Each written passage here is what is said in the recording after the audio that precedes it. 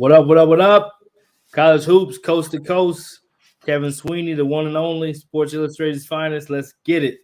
We're going out to West Texas today. We got a rising coach in the industry. Although he's been in it for a long time, he's been killing it for a long time.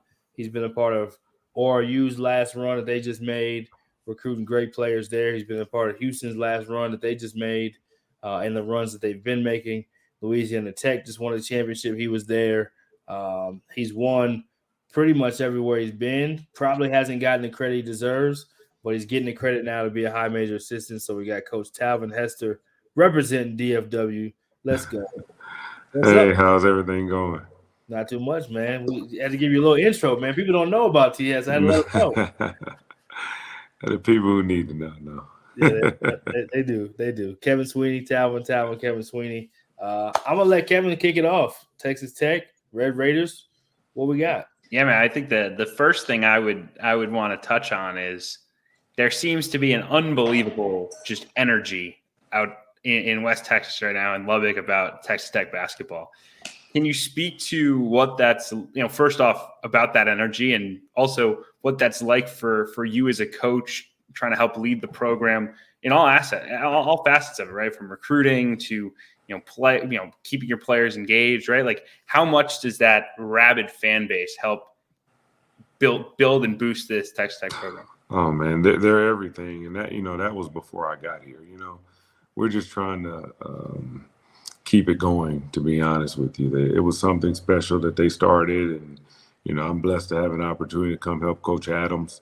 And the fan base is everything. It's what makes the school. And if you ever come here, it's the whole town. It's the city of Lubbock. It's everything. These people are amazing. And so that's what makes this place special. It's not per se the buildings, but it's the people. Everyone has heard about Mark Adams as a defensive mind, right? Everyone hears, he was Beard's defense coordinator. He's doing this, and it was incredible and whatnot. What do people need to know about Mark Adams, the head coach, and Mark Adams, the person? I know this is cliche. He's a way better person than you could even imagine somebody would be. Every day is, are you okay, coach? What can I do for you? He's all about the players. He is an unbelievable guy. I mean, it's just unbelievable to work for him. And then the coach, he's fiery. He's fiery. I think everybody knows that already. That's what you know. That's what you come into working for Mark Adams. No, he's a fire. He's a competitor. He's a winner. And he's just an unbelievable basketball mind. So he's unbelievable. Love working for him. Learning a lot every day. Hoping I take some of these nuggets when I become a head coach and do some of the things I want to do with him, No doubt. There's a lot of transfers there. There is. Guys that's left. There's a lot of transfers. One of them I was fortunate to coach in Bryson Williams, who I'm very biased towards. You got to coach against him.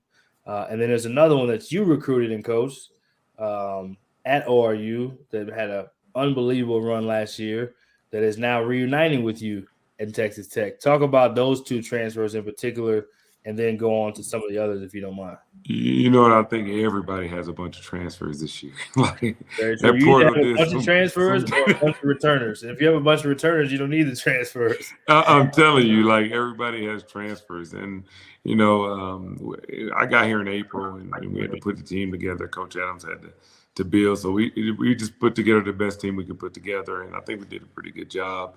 But Bryson, unbelievable kid. KO, Kevin O'Banner, unbelievable kid. Just great people.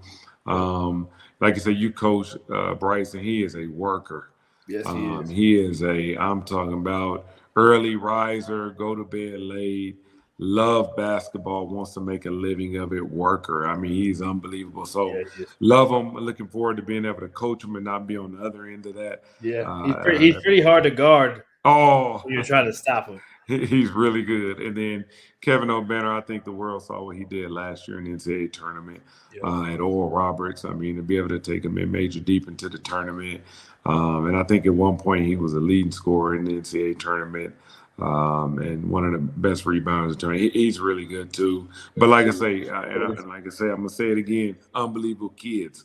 And I think that's the recurring theme is that these are great kids who have gotten the opportunity to improve themselves. And I'm so happy for both of them to be able to do it again this year for us. Sweeney? Yeah, absolutely. I mean, those two guys are obviously very central to what you guys do. It felt like with the guards and the wings that you brought in, though, in particular, the defensive pedigrees of all those guys as guys who could, take the ball away, get out in transition, run. They're long guys. They have, we're known throughout their respective leagues as really good on-ball guys. Right. When you talk about recruiting all these transfers, and there were so many guys out in the portal, how much of a priority was that defensive side of the ball, knowing, what Mark Adams' system is on that end? It's crazy. He always says, "Give me shooters." Yeah. I can get him to play defense.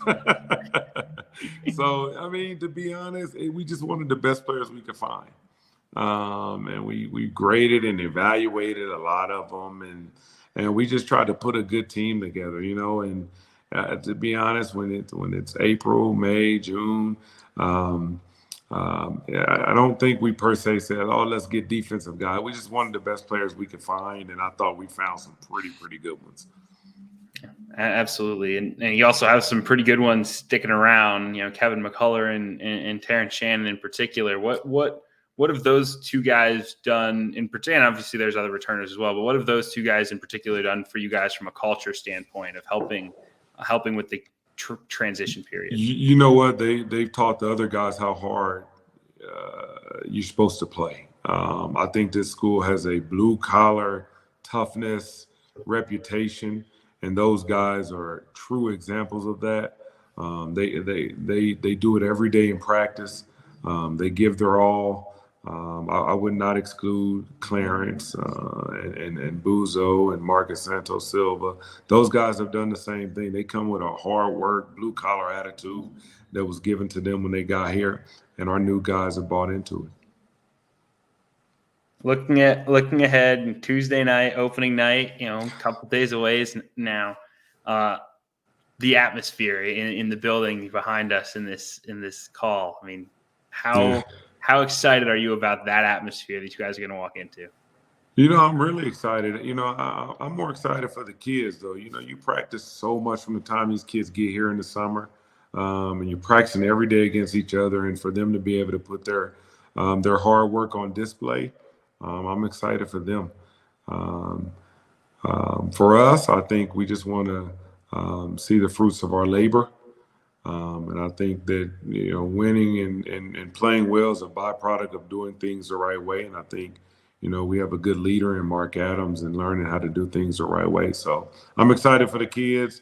I'm excited for the community to be able to have basketball season start again. And I'm just excited to be a part of it. What's it like, Coach? You've again, I've kind of said in the intro, you've won and left the trail of winning where you've been. What has it been like to just pay those dues and everywhere you've been where your feet are? You haven't necessarily been looking to the right or left, but we all have those aspirations to keep climbing. Now you're at this highest level. What has it been like in that climb, and what do you take from your climb that helps you be successful now that you're there?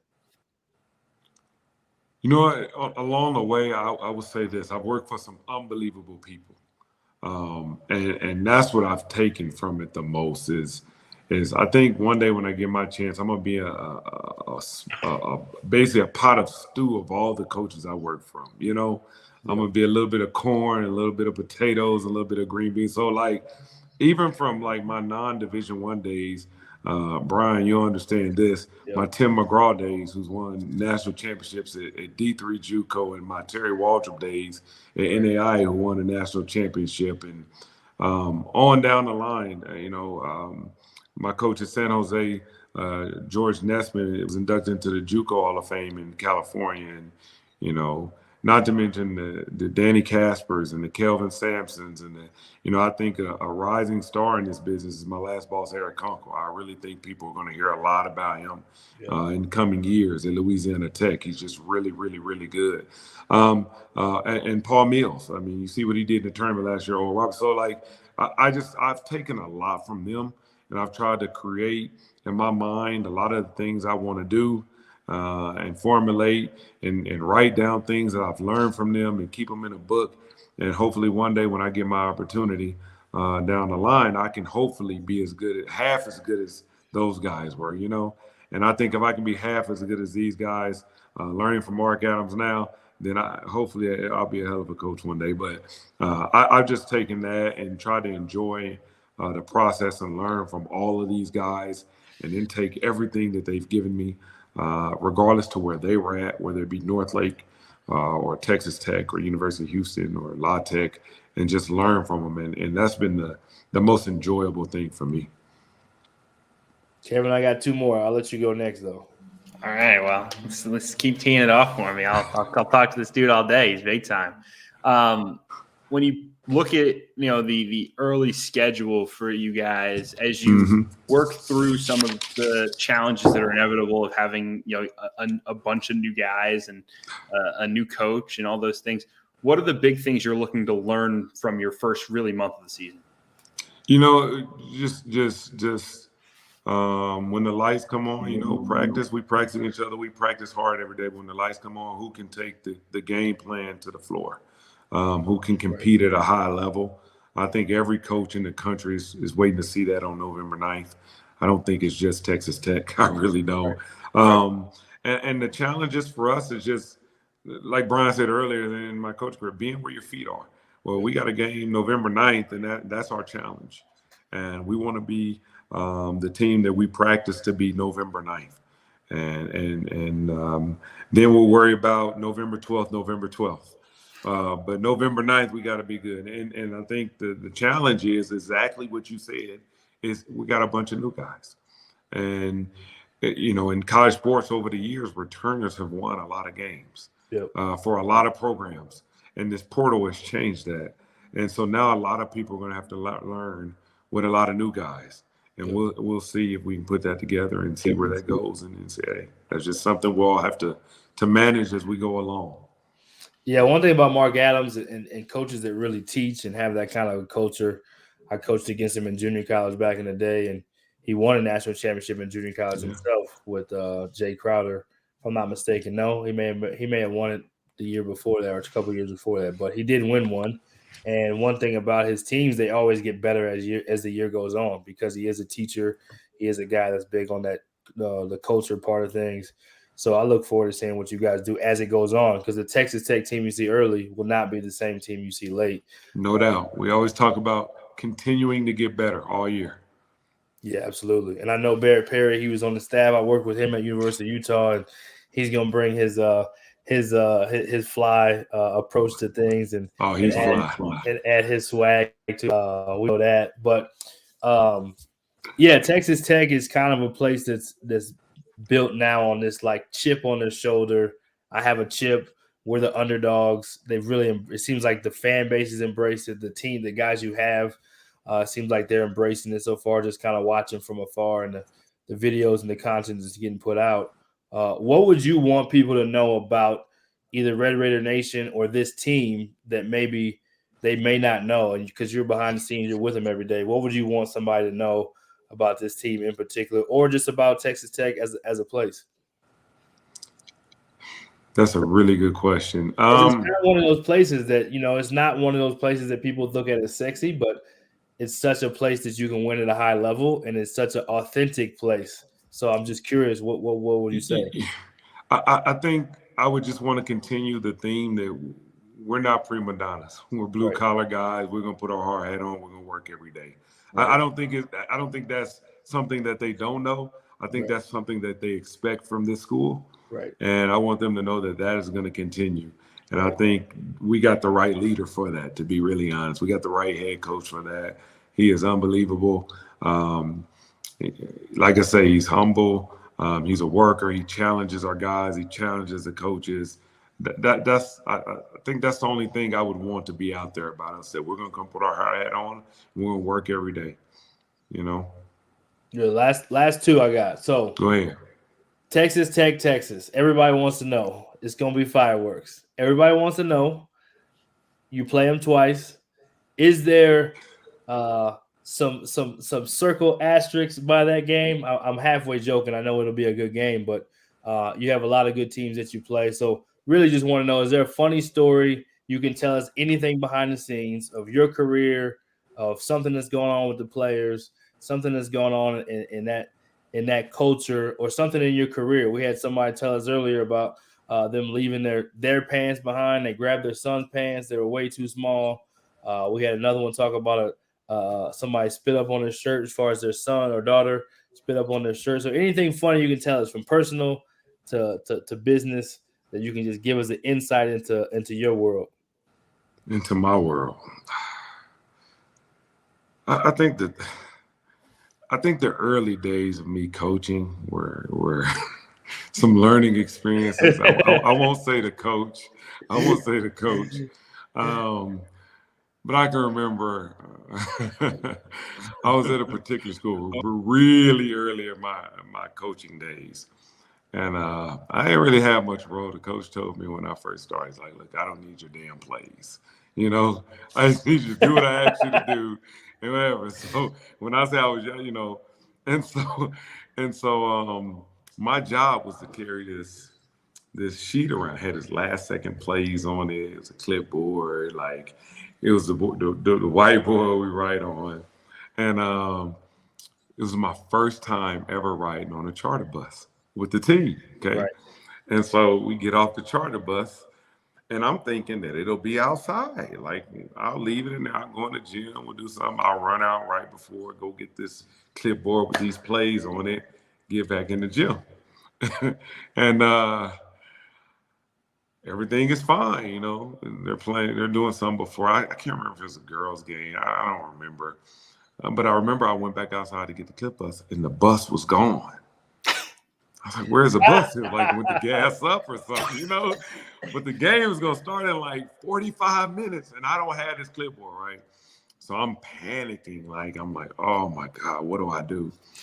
So I asked the school that I was at. It was in Oklahoma. I asked the school that I was at, do they have a regular clipboard with some paper? So I drew a court on the paper, okay? And I had on photocopy it like 70 times and put it on the clipboard, okay? Wow. So we go out there and we're getting hammered. And coach calls a timeout. Timeout. And he's, where's my clipboard? And I give him this clipboard with this paper. He said, what the hell?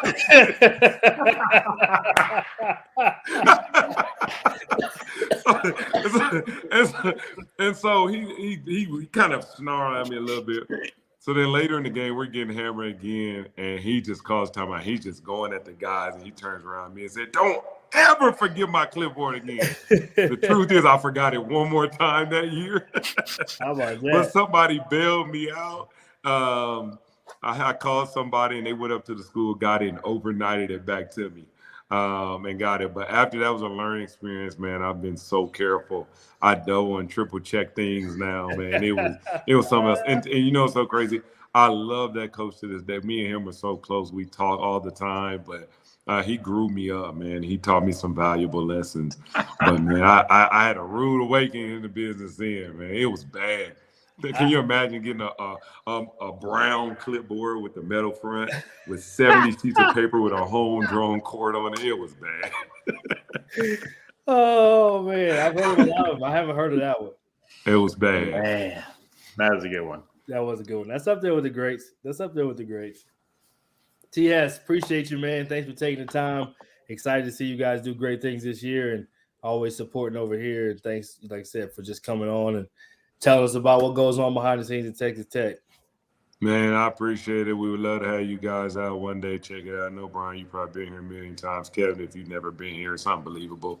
The atmosphere is great, but the people are better. I mean, you could spend a day in the city, and you will fall in love with this place, you know. So it's a wonderful place. I'll be down there sometime soon. I guarantee it. Yeah, definitely, you guys let me know. We look forward to it. Thanks, T. All right, see you guys. Bye-bye. Well, all done for the night. Great night. Oh, didn't mean to do that. Here we go. Production team. Come on, get on it. Let's go. High tech. What'd you say? I said high tech operation we got here. High level operation. Texas Tech. Final thoughts, and then we're out. Well, they're also a high level operation. I mean, particularly the way they're recruiting. They're getting good big time players in that program, big time transfers. I think they did a really good job of being patient in the portal. Bryson Williams went in relatively late. Yep. Took a long time to make his decision. Kevin O'Banner went in even later than that. Yep. There were a lot of schools, and again, I'm not gonna take any shots right now, but there were a lot of schools out there that, they said the portal's open. There's kids out there. We got spots to fill, and they just snapped up a bunch of kids by April 15th. And when you look at right now where their roster is, maybe it would have helped them to be able to go be in the mix for a Kevin O'Banner. And obviously, Talvin does an outstanding job and had a great relationship with Kevin and helped him seal the deal. And, certainly that's a big part of it. But, also the planning and the strategy and the confidence, I think that Mark Adams had in himself and his staff to find the right guys that really fit in who they were and not just kind of, holy crap, we have 8 spots to fill. We got to fill them. And I think that has paid dividends to the point where they have an incredibly talented team, a team that has top 25 potential. I have them 26th nationally. So right there. And I'll tell you what, their schedule early on is pretty navigable. They should win definitely their first 6 games. No offense to any of the teams on the schedule, but North Florida, Grambling, Prairie View, Incarnate Word, Nebraska, Omaha, and Lamar, they should win those games. Set up and enter December undefeated. And they got Providence, they got Tennessee, they got Gonzaga, and they got Big 12 play. So the grind will begin quickly for them, and I'm excited to see how they navigate it. But one thing we can guarantee is United Supermarkets Arena is going to be rocking, baby. That place is going to be electric. Excited about it. Yes, I believe so. I believe, I'm just looking forward to seeing what they do with the transfers. I think the mentality of both Barrett Perry and Mark Adams being in JUCO just kind of understood, like, if you wait around, you'll get some of your best players. This is a different recruiting year than any other year. Yeah. You wouldn't be able to get a Kevin O'Banner and a Bryson Williams and these guys that they've gotten late the way that they did, because a grad transfer, if it was available back, a year ago, if it was a grad transfer, they would have had everybody in the world recruiting them. Now, because everyone can play right away, changes the game. But in fairness, everybody was recruiting Kevin O'Banner and everyone was recruiting Bryson Williams because those kids are really freaking good. No doubt.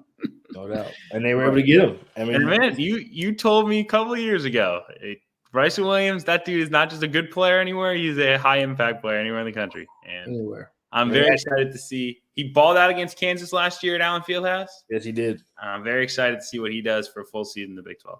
I will say if they don't double team him, I don't know. I don't want to say Drew Timme, but I don't know if there's another guy that can just score one-on-one as easily as he can. So double teams are coming, so they better get ready. Should be fun to see the guns up. Definitely think they got a blue-collar team. So, looking forward to it all, man. Coast episode, keep it moving. Got my guy Kevin Sweeney grinding it through with the dress shirt on. And we're out.